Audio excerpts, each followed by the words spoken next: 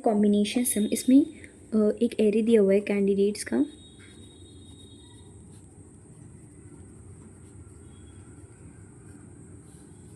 और एक target given है। इसमें आउटपुट आ रहा है, so we have been given an array of distinct integers candidates and a target integer target. Return a list of all unique combinations of candidate. इसमें ये क्या करना है कि हम लोग को टारगेट फाइंड करना है, तो हम लोग इसके जो नंबर्स हैं इनको यूज़ करके किसी भी टाइप से सम करके हम लोग को टारगेट लाना है और फिर उसको आंसर एरे में पुश करना है। तो जैसे 2+2+3 से 7 आता है, 7 से डायरेक्ट 7 आता है, तो हम लोगों को ये करना था। अब हम लोग किसी भी नंबर को अनलिमिटेड टाइम्स यूज़ कर सकते हैं। सो जैसे 2 को हम लोग 2 टाइम्स यूज़ कर सकते हैं। कोई और ऐसा नंबर होता है जो रिपीट कर सकता है, तो उसको भी यूज़ कर सकते हैं अगर हम लोगों को उनको सम करने से 7 मिल रहा है। सो हम लोग इसको कैसे करेंगे, इसके लिए हम लोग रिकर्शन और बैक ट्रैकिंग लगाएंगे। सबसे पहले हम लोगों के पास 2 केसेस होंगे कि हम लोगों को कोई भी नंबर पिक करना है या फिर नहीं करना है। ठीक है, तो सबसे पहले हम लोग एक टेम्प वेक्टर बनाते हैं जो एम्प्टी वेक्टर होगा। इसके बाद एक सॉल्व फंक्शन बनाते हैं। ये सॉल्व फंक्शन एक गिवन जो ऑलरेडी कैंडिडेट्स का एरे है वो कैंडिडेट्स का एरे लेगा। इसमें हम लोग टारगेट डालेंगे, फिर इंडेक्स डालेंगे और फिर टेम्प डालेंगे। ये पैरामीटर्स लेगा। फिर उसके बाद हर बार हम लोग चेक करेंगे कि टारगेट 0 के इक्वल हुआ कि नहीं। हम लोग कॉन्सिक्वेंटली टारगेट को डिक्रीज़ करते रहेंगे और अगर वो 0 हो गया है इसका मतलब है कि हम लोगों को अपना डिज़ायर्ड जो एरे था कि जिन कैंडिडेट्स का को एरे में डाल के हम लोगों का टारगेट अचीव हो सकता है वो मिल गया है। सो हम लोग उसको अपने आंसर में पुश बैक कर लेंगे उस पार्टिकुलर टेम्प को जो हम लोगों को टारगेट 0 दे चुका है। ठीक है, और फिर रिटर्न कर देंगे ताकि और पॉसिबल केसेस को फाइंड कर सके। इस रिटर्न से हम लोग बैक ट्रैकिंग करेंगे। और ये बहुत ज़रूरी है कि हम लोग हमेशा चेक करें कि इफ़ ये जो आई है ये सी डॉट साइज़ हो गया, मतलब अपनी लास्ट इंडेक्स तक पहुंच गया, ये जो टारगेट नेगेटिव हो गया। सो ये जो हम लोग कोई भी नंबर लिए होंगे अपने कैंडिडेट का वो गलत है, तो उस केस में भी हम लोगों को रिटर्न करना बहुत ज़रूरी है। सबसे पहले क्या करेंगे, हम लोग टेम्प में पुश करेंगे। जैसे कि सबसे पहले हम लोगों का जो एलिमेंट है जैसे 2, 3, 6, 7। सो सबसे पहले आई जब ये हम लोग चलाएंगे, सो आई में हम लोग सबसे पहले क्या भेजें, आई में हम लोग भेजेंगे सी। टारगेट भेजेंगे, अपना टारगेट क्या है 7। उसके बाद क्या भेजेंगे इंडेक्स पे 0 और टेम्प जो भी एक खाली वेक्टर है। ठीक है, अब इसके बाद यहाँ पे क्या है आई इज इक्वल्स टू 0 है, दैट इज़ सी आई का जो है कैंडिडेट है वो ये 2 है। ठीक है, अब इसमें क्या करेंगे, हम लोग इसको टेम्प में पुश कर देंगे। सो टेम्प जो होगा वो ये हो जाएगा। अब इसके बाद वापस से हम लोग सॉल्व फंक्शन चलाएंगे और यहाँ पे कैंडिडेट की एरे भेजेंगे।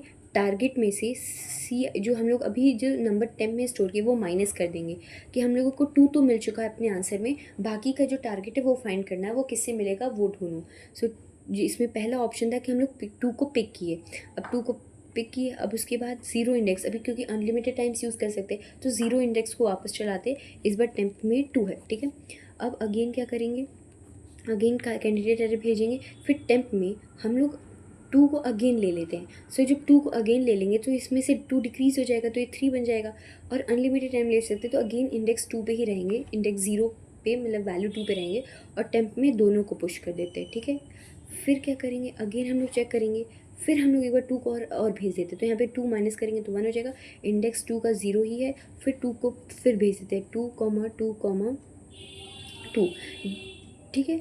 सो जब 7 था, 7 में से 2 डिक्रीज़ हुआ तो 5 आया, 5 में से 2 डिक्रीज़ हुआ तो 3 आया, 3 में से 1 डिक्रीज़ हुआ तो 1 आया। अब हम लोग 1 है, अब हम लोग अगेन जब 2 टारगेट को भेजेंगे तो ये -1 हो जाएगा और टारगेट में इतना आ जाएगा।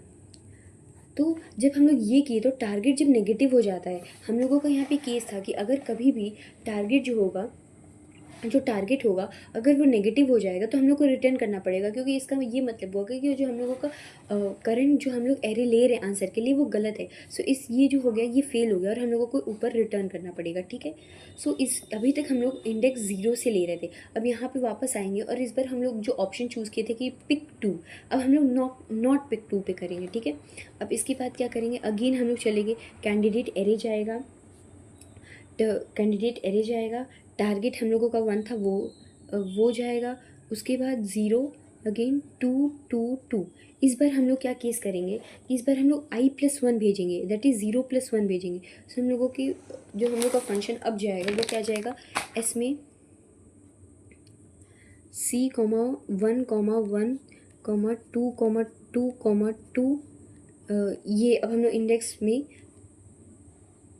जो है क्या कर लेंगे, 2 है, हम लोग इंडेक्स 1 में भेजेंगे। तो यहाँ पे क्या, अगर 3 को स्टोर करने के बाद क्या आंसर आएगा, 3 को अगर हम लोग पहले ले लेंगे अपने टेम्प में इस बार, क्योंकि इंडेक्स 1 पे क्या 3 है, सो 3 को ले लेंगे, 3 को ले लेंगे तो 2 + 2 + 2 6, 6 + 3 9, सो -2 वैल्यू आ रही है जो कि गलत है, तो हम लोग को फिर रिटर्न करना पड़ेगा। फिर रिटर्न करेंगे, फिर कहाँ पे आएंगे, हम लोग वापस से आएंगे, जो हम लोगों को इंडेक्स जो 3 लिए थे वो भी गलत है, मतलब इंडेक्स 1 जो लिए थे जिस पे एलिमेंट 3 था वो भी गलत है, हम लोगों को अपना इंडेक्स जो है वो बढ़ाना पड़ेगा। जब इंडेक्स को 1 प्लस यहाँ पे करेंगे सो 1 + 2 वाला लेंगे, अब 2, 2, 2, फिर अगेन रन करेंगे इसको, इस बार हम लोग 5 लेते हैं, सो 1, सो अगर 5 लेंगे 2, 2, 2 + 2 + 2 कितना होता है 6, 6 + 5 11, सो यहाँ पे -4 आ जाएगा। सो जो मतलब हम लोग चूज़ कर रहे हैं 5 को लेना, वो भी एक गलत चॉइस है जो कि फेल कर जाएगा, ठीक है। अब हम लोग वापस से रिटर्न कर जाएंगे, जब हम लोग रिटर्न कर जाएंगे सो हम लोग इस पोजीशन पर हो जाएंगे कि हम लोग के पास कैंडिडेट है, हम लोगों के पास हम लोगों का जो अभी तक 3 एलिमेंट बचा हुआ है, फिर 0 इंडेक्स है, फिर 2, 2 जो एकदम स्टार्टिंग में पहुंच जाएंगे जहाँ पे हम लोग चूज़ किए थे कि थर्ड भी हम लोग 2 ले लेते, जो कि गलत चॉइस था क्योंकि यहाँ से बन नहीं रहा, तो हम लोग वापस इस पार्टिकुलर पोजीशन पे पहुँच चुके हैं। सो वापस से यहाँ पे रन करेंगे, सो C, 3, 0, 2, 2 पहुँचा। अब इसके बाद क्या करेंगे कि हम लोगों को ऑप्शन यहाँ पे चूज़ करना चाहिए कि हम लोग को यहाँ पे इंडेक्स को बढ़ा देना चाहिए। सो इस बार हम लोग इंडेक्स को जब बढ़ा देंगे सो दैट इज़ 1 को लेके चलते हैं इस बार, ठीक है। अब जब 1 को लेके चलेंगे सो यहाँ पे क्या है कि 3 डाल देते हैं, तो 3 डाल देंगे तो टारगेट 0 हो जाएगा। और हम लोगों को जब भी पता है कि जब भी टारगेट हम लोगों का 0 हो जाता है तो उस चीज़ जब भी हम लोगों को मैच करेंगे कि जब भी टारगेट जो है वो 0 के बराबर हो गया, तो स्टार्टिंग में बताए थे कि अगर टारगेट कभी भी हम लोगों का जो टारगेट होगा अगर वो 0 के बराबर हो जाएगा सो हम लोगों को अपने उस टेम्प वेक्टर को अपने आंसर में पुश कर देना है। दैट इज़ देखो यहाँ पे 2, 2, 3 है, मतलब हम लोगों को एक आंसर मिल चुका है। सबसे पहले हम लोग सारे 2 को बारी बारी डालते देखे, फिर डालते देखे जो हर केस फॉल्स हो रहा था, फिर हम लोग यहाँ से बैक ट्रैकिंग स्टार्ट किए कि वापस 2 ही रखे, जो तीसरा चौथा 2 डाल रहे थे उसको कैंसिल किए, फिर 2 को किए, फिर हम लोग उसकी जगह 3 डाले, तो फिर हम लोगों को टारगेट मिल गया और हम लोगों को अपना एक आंसर तो मिल गया। अब इसके बाद क्या करेंगे, इसके बाद हम लोग को इसके बाद हम लोग को ये पता चल चुका है टारगेट 0 है, तो हम लोग यहाँ से भी रिटर्न कर जाएंगे।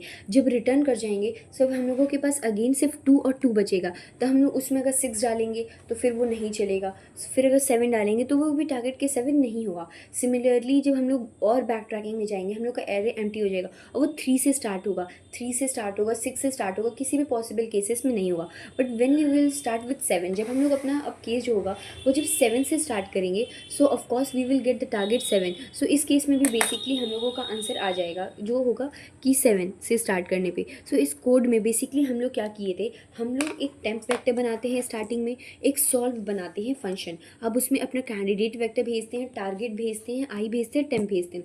अगर टारगेट 0 के बराबर हो जाता है तो उस पार्टिकुलर टेम्प जो भी एरे का हम लोग आंसर्स वेक्टर जो बना रहे हैं उसको अपने रियल आंसर में पुश कर देते हैं कि हाँ ये छोटे छोटे जो एरे हैं जो आंसर्स के ये टारगेट इनका सम करके टारगेट को सेटिस्फाई होता है, टारगेट के इक्वली आते हैं।